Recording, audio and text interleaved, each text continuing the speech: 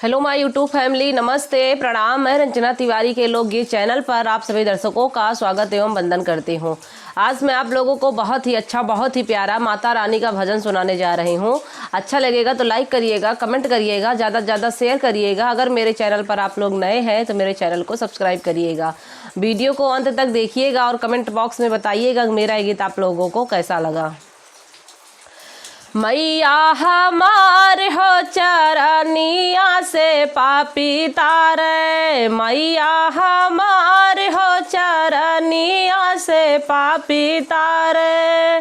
सबका तदीहु मैया मांग भर सिंदूरा, सबका तदीहु मैया मांग भर सिंदूरा।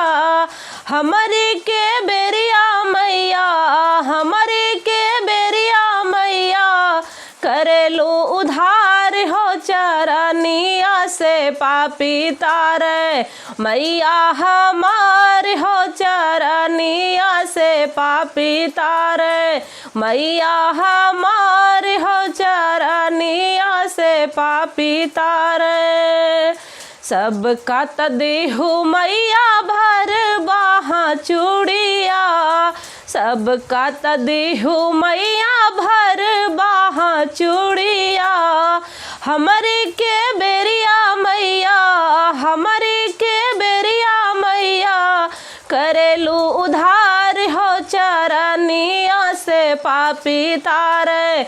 मैया हमार हो चरनिया से पापी तारे, मैया हमार हो चरनिया से पापी तारे। सबका तदीहु मैया पाँव भर बिछुआ, सबका तदीहु मैया पाँव के महावर। सबके तदीहु मैया भर पाँव बिछुआ, सबका तदीहु मैया पाँव के महावर। हमारे के बेरिया मैया, हमारे के बेरिया मैया, करेलू उधार हो चरनिया से पापी तारे। मैया हमार हो चरनिया से पापी तारे, मैया हमार हो चरनिया से पापी तारे। सबका तदीहु मैया गोदी के ललनवा, सबका तदीहु मैया गोदी के ललनवा। हमारी के बेरिया मैया, हमारी के बेरिया मैया, करेलू उधार हो चरनिया से पापी तारे। मैया हमार हो चरनिया से पापी तारे, मैया हमार हो चरनिया से पापी तारे।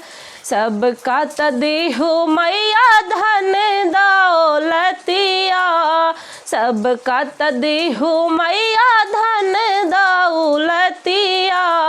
हमारे के बेरिया मैया, हमारे के बेरिया मैया, करेलू उधार हो चरनिया से पापी तारे।